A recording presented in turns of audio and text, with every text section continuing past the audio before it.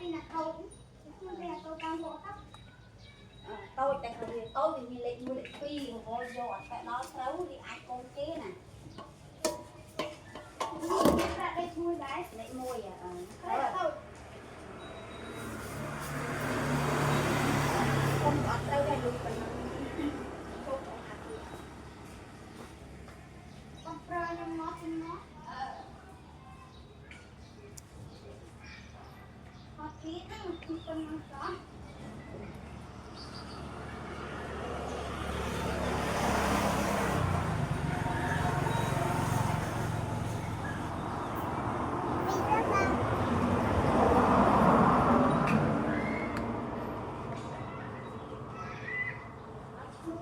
đá mới nhỉ, vô ớt.